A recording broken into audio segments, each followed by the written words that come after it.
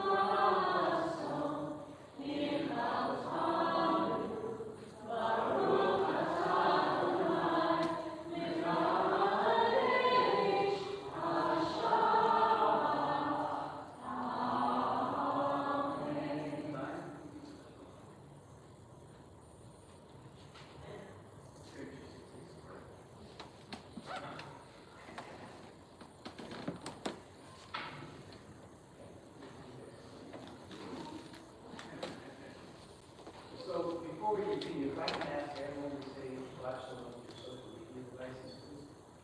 This is your appreciate that. So we are going to continue though, on page 264, and ask everyone to rise for a moment.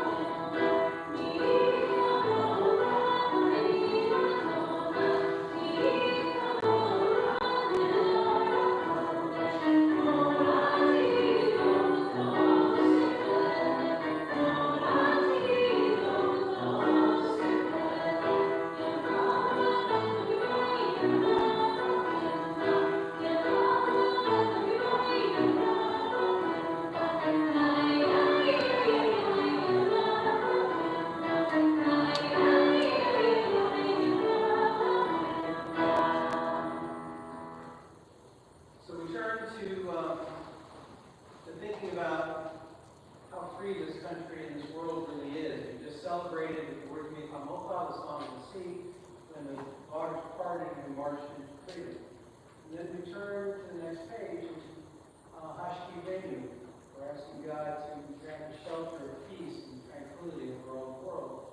The question is, are we celebrating freedom in ways that ensure freedom for everyone, or only for some? And so prayer is supposed to be not an affirmation of what is, but a challenge to make it real. And so we think about those who are in need of shelter, not just the physical shelter, but the spiritual, the emotional shelter that so many people don't experience in this world.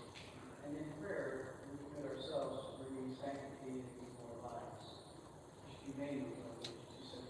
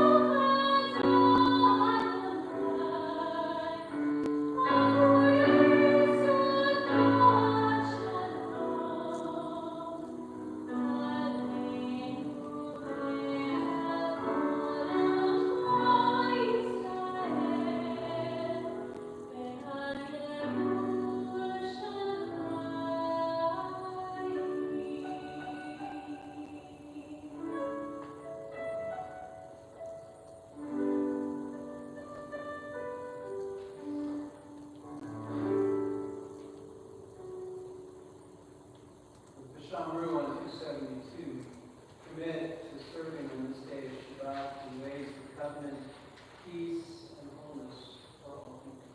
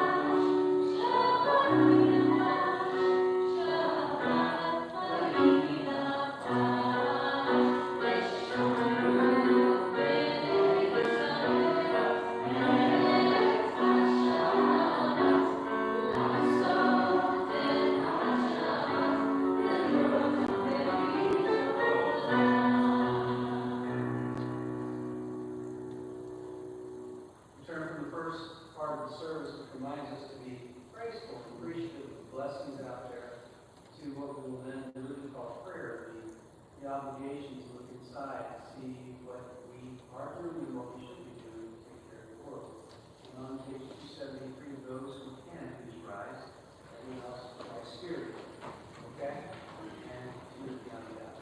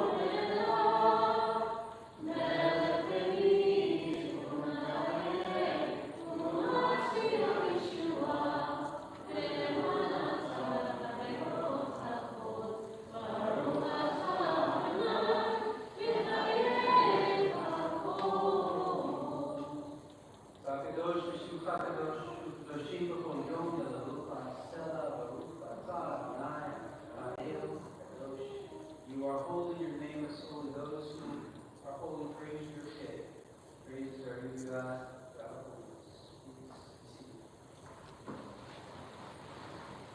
page 278, middle, we'll read together, please. May these hours of rest and renewal open our hearts to joy and our minds to truth. May all who struggle find rest on this day. May all who suffer find solace. May all who hurt find healing on this day. May all who despair find purpose. May all who hunger find fulfillment on this day. And may we all live in such a way that this day take place from us. Baruch atah Adonai, v'kadesh Shabbat. To say, Stephanie.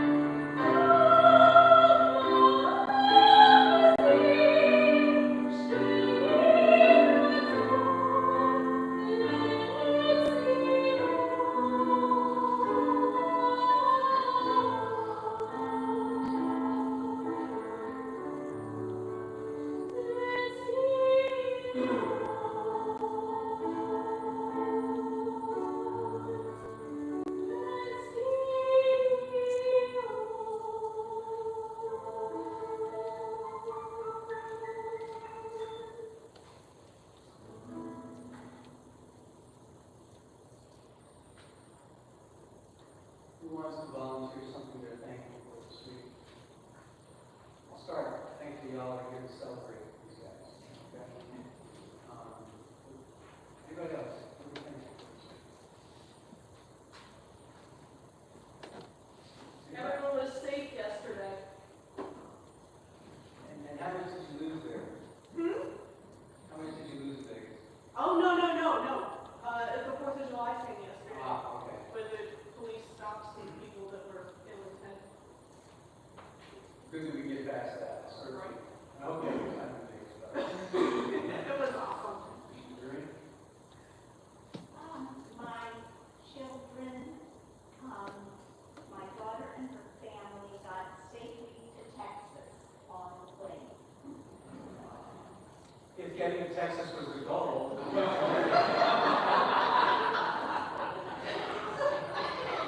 don't know that. Yeah. And I get to follow them on Facebook because I love them. Okay? My cousin and her husband came down to Gettysburg for the week and they joined me and my mother. Well, actually, they couldn't give another lunch yesterday. Cool. There's so much going on. We would get stuck in the stuff that's plaguing us. We forget to be thankful for the incredible blessings in our world. I'll continue because I think Mom may be watching her miraculous recovery. She's got a long way to go, but she's made it to rehab, and so we're absolutely blessed. I don't want us to ever forget to be thankful for the things that really do make getting up in the morning worthwhile. We all have challenges, some emotional, some physical, some political, some all this stuff. We need to remember that we're blessed to be here. And that we have the decision, we have the obligation to fill that time with more blessings for ourselves and for each other. And if we can do that, and think about this, we're going to build a world that makes a whole lot more sense. That world of peace, which is great. And so we continue to show the rod of prayer for peace. I'm sure you see.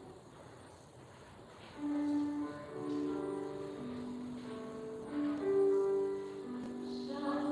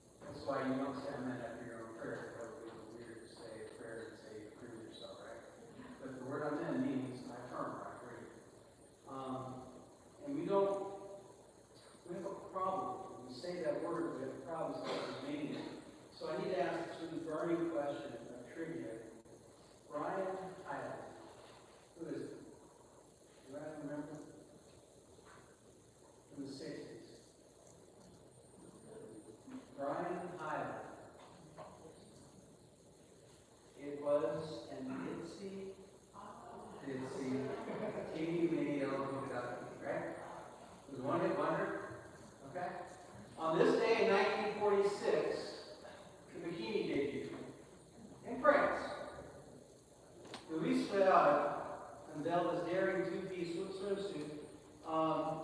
There had been two-piece swimsuits, but they showed no skin. They were just two pieces. But he dared to show skin. And across the pond in the United States, the derision he experienced for that in Hebrew words, chilul, that sin, that horrible thing that he did, was just incredible. And the fact that the only person he could get to model it was a dance hall dancer, that of course only added to the stigma of this thing, this two-piece that he called bikini as a way of rubbing his nose in the face of America, because earlier that week there was a U.S. atomic test that took place off of the Bikini Atoll in the Pacific Ocean. So he named it after an American bomb test. It doesn't get any better than this. Okay? July 5th, 1946. Of course, it didn't take long for prudish America to change its ways, and by the early 60s, we had beach blanket bingo. Anybody remember that? Yeah, not only did we adopt the bikini that we had hated and scorned, but we perfected it. Guys, everybody say amen, right? My wife, she knows everything. Seriously, this habit that people have of scorning and hating and vilifying, only to, in the next generation, say it's mine.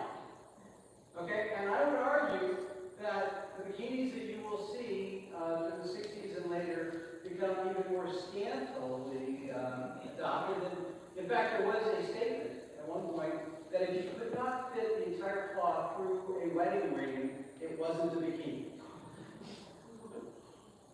I didn't make this stuff up, okay? It's there. But that's what we do. We'll scream and we'll yell and we'll hate and we'll vilify, and then we'll do it. As if it's okay. The Reform Jewish movement, ordained the first woman rabbi in 1972 when we were written out of Judaism starting then. And now there's conservative women rabbis, Reconstructionist women rabbis, and even in parts of the Orthodox world, women rabbis. My class, my ordination class, was the first to have admitted openly homosexual rabbinical students. My class ordained the first homosexual rabbis. And we were written out of Judaism for having done that. And now there are homosexual rabbis in the conservative world, in the Reconstructionist world, and in the Orthodox world. Well, by the way, no one's ever said they're sorry for having written this out of Judaism. Okay? So this is what it is. And it's really kind of perfect. It plays out in all sorts of ways. Please remember when Barack Obama was inaugurated as president, Mitch McConnell said that the Republicans would say no to anything that he proposed. And we all screamed that that was not a way to govern. Until Donald Trump was elected president of the Democrats, Harry Reid said, we're going to say no to everything he says. And that's okay. It's, I don't care what side of the aisle you're on, what we know is that has only gotten worse in our country. And it's become accepted to just say no in the most horrific ways, and by the way, never deal with the substantive answers to why no, just the name call through. So, I'm in the middle of a couple of disputes on Facebook, surprise, with some people on both sides of the aisle who have resorted to only name calling. Only name calling. And I said to people on both sides of the aisle, look, you're not accomplishing anything except acting like 5-year-olds in the kindergarten playground. If you have a concern about somebody or a policy or something, then talk about, give the evidence, and you tell me why you're angry with it or angry with that person for espousing it. But simply calling someone an idiot or a moron or whatever accomplishes absolutely nothing. And in response to that concern, I was called an idiot. And I don't mind. Many years ago, I took on some of the Chabad rabbis. The late Lubavitch Rebbe just posthumously made the statement, quoting from the tradition of rabbis from the 2nd century, that Torah is the possession of the entire world, and it was given in Sinai, a place owned by nobody, so nobody can say that they owned it exclusively. That the scripture is the gift and ownership of the whole world. And the difference is how we use it. Okay, so I put that out there without attributing directly. I just said, what do you think about this? And of course, I got death threats on the internet from these Shabbat rabbis. And then I put out where I got it. And I didn't get an apology. I didn't get an affirmation. What I got was, well, you're a criminal for not having cited where you got it.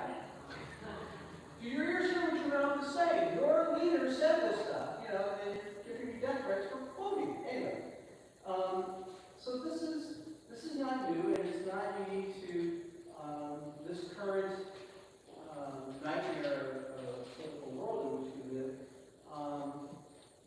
But nobody wants to deal with reality. When I ask people, why are you upset at person X or at a situation, they can't tell me. They can just tell me that they hate it, or they hate that person, or that person's an idiot. And so, when I tried explaining further, one individual today responded, oh, I get it. You really do hate this person as well. We're on the same side. I said, no, we're not. I just think you need to give your evidence, at which point I was an idiot again. You know, and no one understands it. So this week, we read about the Korach rebellion, where Korach, who is a Levite, it probably makes a just claim that Moses and Aaron have taken everything for themselves to the exclusion of the rest of the Levites. And he goes and he starts a rebellion. And one would argue that, well, he's right. Except that his entire entourage, none of them are Levites. And they're all the rabble-rousers who are intent on destroying the system. Okay? Dathan and Abiram and all these people.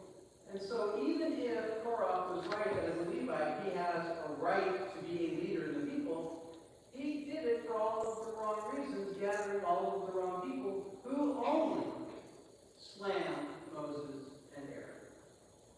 All right? His only justification is, I'm a Levite, I deserve power. Okay? And so the rabbis are going to debate this. In Pirkei Avot, which is in the Mishnah 1900 years ago, there's a statement that we read, every dispute that is for the sake of heaven, the Shem Shemayim, will in the end endure. But one that is not for the sake of heaven will not endure. Which is the controversy that's for the sake of heaven?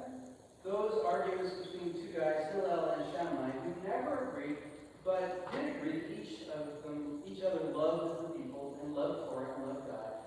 And so they were great friends, even though they never agreed. And their debates were respectful. And we can hold on to those debates to this day because we realize that there's lots of different ways of seeing Torah. That argument being L'Shem Shemayim, for the sake of heaven.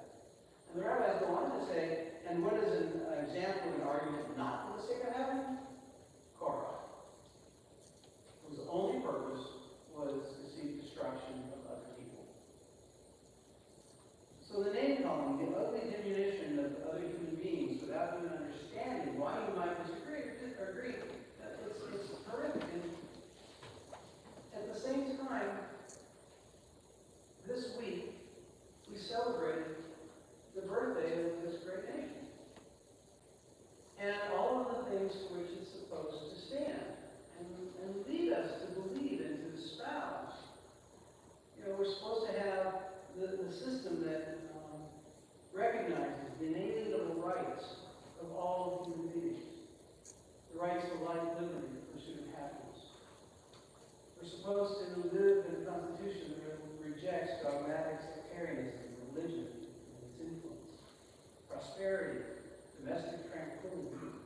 All of these things are foundational for what this country is supposed to stand.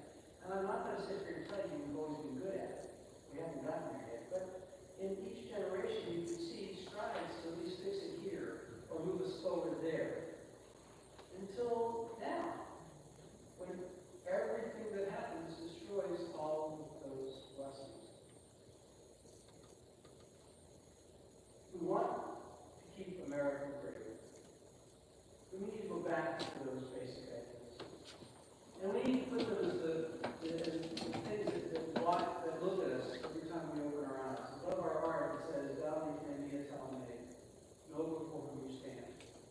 forgotten.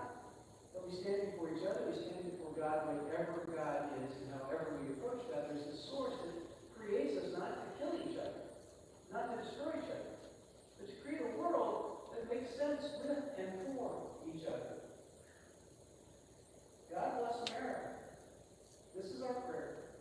Then we need to bless everything that makes up America. And I don't care if we agree or disagree. I don't really care if we approve of each other's decision making. We have to approve of each other's dignity. It's what makes us who we are. And in this faith tradition which we espouse, we hold sacred Dina de Malkuta. The law of the land we live in is the law of being divine. So to be good Jews, we have to make sure that we're good Americans and we make America the great nation that espouses the ideologies that everybody matters. That everybody matters. And so we struggle. And how many of us are so fed up that we want to completely disengage? How many of you have left social media or Facebook or this or that and stopped talking to people without realizing you then alienated yourself from participating in society? And rather than healing it, we'll just simply walk away, as if walking away is going to solve the problem. We need to engage. We need to take on the problems we face in the world with respect and with dignity. And we need to remind people when they're not behaving human, that Pirkei also teaches in a world where no one's behaving like a human, you're obligated to behave like a human. It's not about getting yourself. It's not about returning to the cat. It's about changing the conversation so we can elevate it from what it is to what it should be. Some people aren't going to go there with us. But if we're persistent, more and more will. And as a prisoner of hope, I look forward to the day that we can overcome these madness. And I love the fact that we're here this weekend celebrating a wedding, celebrating a future that's rooted in love. Those are the things that should drive us to want to do this work. We can't celebrate love and then walk away from other human beings. In the morning liturgy, we're told, every morning this prayer is said, that our obligation is to turn our enemy into our friend. Not just not hate someone, not to walk away, but to find ways of changing the relationship such that we can engage in a positive way. The people we couldn't speak to or didn't want to speak to or couldn't speak well with, we find ways of creating some equilibrium where even where we don't agree, we recognize each other's dignity. The fact that we're all a little less than divine, which is a piece of God in our homes. So, God bless America. God bless living faithfully. And God bless all of us who are here to celebrate today and tomorrow and this weekend. And I pray that we infect each other in ways that when we're no longer together, we continue that love and that celebration as we engage the rest of the world. Amen.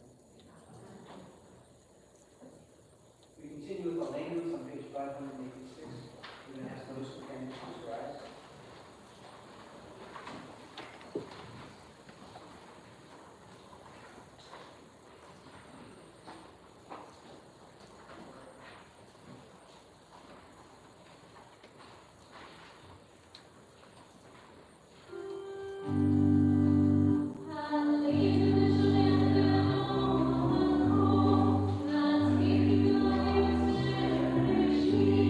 Shalom.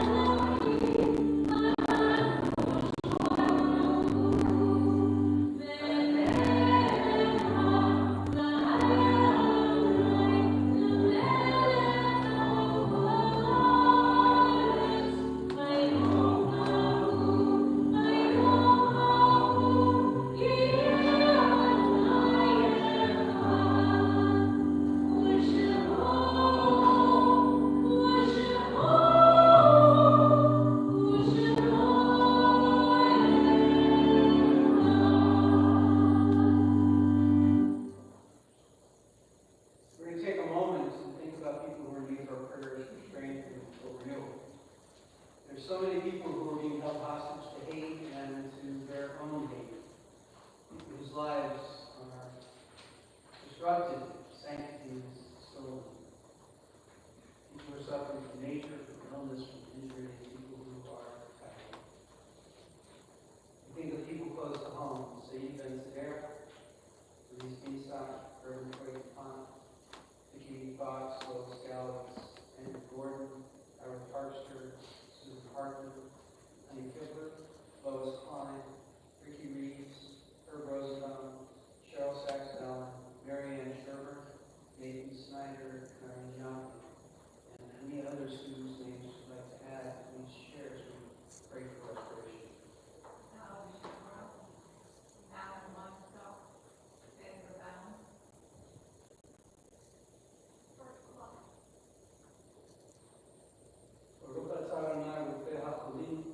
We ask God to make us instruments of healing.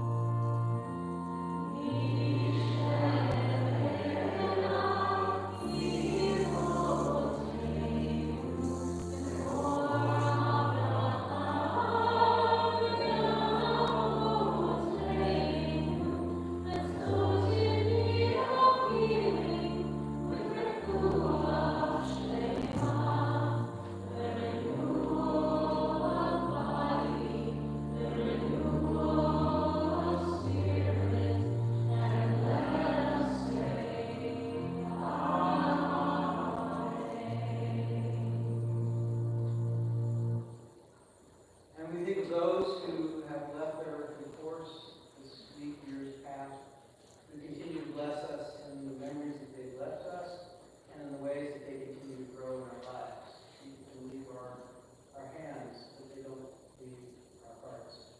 And so then the weekly yard-side was Louis Bernard Jr., Lee Graff, Davis Cooper, Hildred Foreman, Marilyn Fox, Abraham Garner, Leg Olson, Jessica Goodman, Rose Goodman, Alan Jacobs, Lori W. Kibler, Bessie Lapp, Herman Marks, William Olfelder, Albert Merrow, Jerome Newman, Florence Ringley, Martin Roberts, Sarah Sachs, Walter Stern, and Sylvie Toll.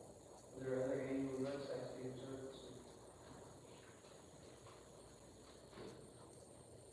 We're currently in Shiva Asar for Tupanam Grata. The memories that meet us in this blessed Kaj in Shiva 98. Yukada, Yukada, Shivata, Yalmani Grata, Gute, Yamutma, Gute, the Chaya Kona, Yone Kona, Chaye, the Kale, Kisaya, Agala, Isman, Kabi, Guru, Yesh, Nevam, Barak, Elam, Lay, Almai, Yitvarach, Yishabach, Yitahar, Yitamam, Yitaseh, Yitadar, Yitaleh, Yitalal, Shrei, Krisha, Elam, Yikol, Yirkata, Shirata, Sushata, Nechamata, Sandavan, Elma, Yesh, Nalava, Yishmai, Nefayim, Alim, Be'achol, Israel, Yuru, Say Shalom, Yikoma, Uya, Say Shalom, Alaykum, in the source of peace and peace to all who mourn, comfort, all who are bereaved, to be safe together.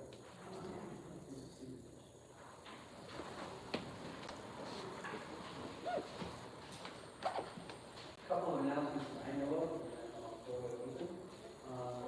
We will not be sharing the course study for the month of July, but we're going to do something. But we'll be back on hoping that we come back in August will be hybrid, as opposed to just online. If we're hybrid, there's several lessons. A, you can be together. B, I can do tables. People show up. Need them, they will. Okay. Conversations are always eclectic. We never end up where we started. So it's one of my favorite things we do. It's not your regular Bible study. So I promise you. Okay. Also, in August is the congregational picnic. There are signs around. If you haven't yet given your RSVP, please do so that even while months out, you can be very comfortable knowing what to expect and how many to need. We had 100, how many did we have last year? Over. Yeah, well over 100 people. It was great, a lot of fun. And the kids get to whipped cream pie rally. Okay? So you got to come and watch it, if nothing else.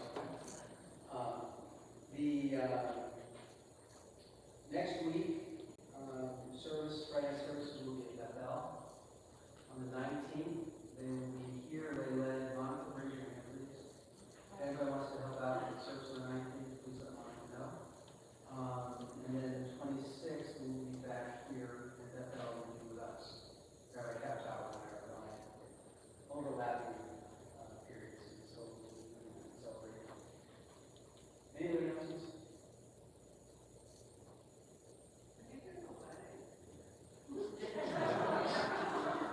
Well, I'm getting there. The Oneg Shabbat, and these flowers, the Oneg Shabbat is the fellowship, the thing which is probably most important in most religious traditions is food. My second scholarly residence after I was ordained was at the Baptist Church in South Carolina, and I taught, and then Pastor Offhand, he took me aside and said, "You know we're going to eat now." I said, "That's fine." He said, "No, you have to eat." And he said, "That's what we do." And I looked at him and said, "Where do you think you got it?" So we'll have dessert fellowship afterwards. But before we continue, I want to be able to take the celebration that we are going to be experiencing throughout this weekend. And if you guys would come back up, I'd like to actually ask God's blessing.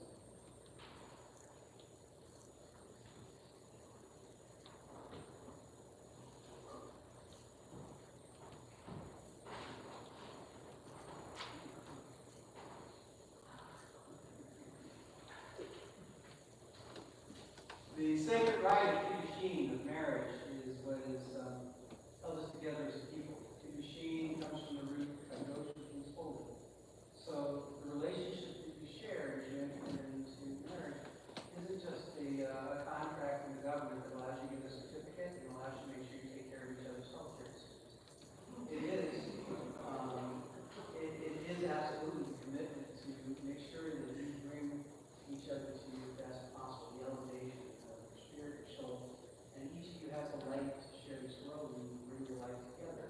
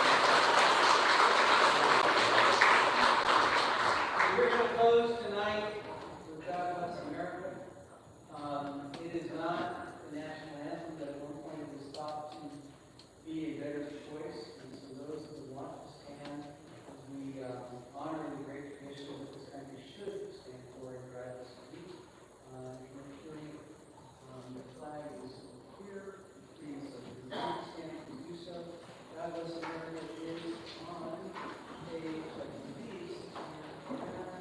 think, 80.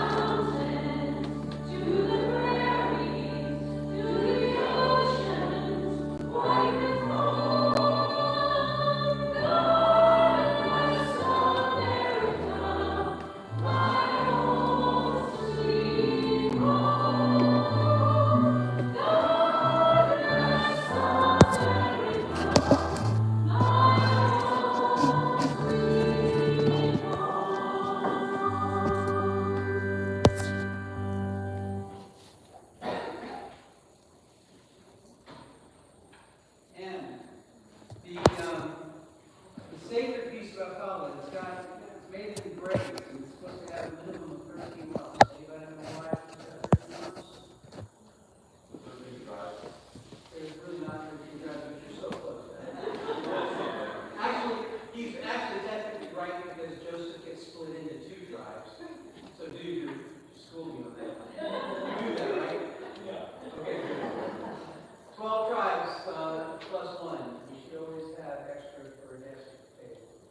So with that, when we say Motzi, I will share the file that is sacred because it tastes good, and we'll go enjoy the Shabbat.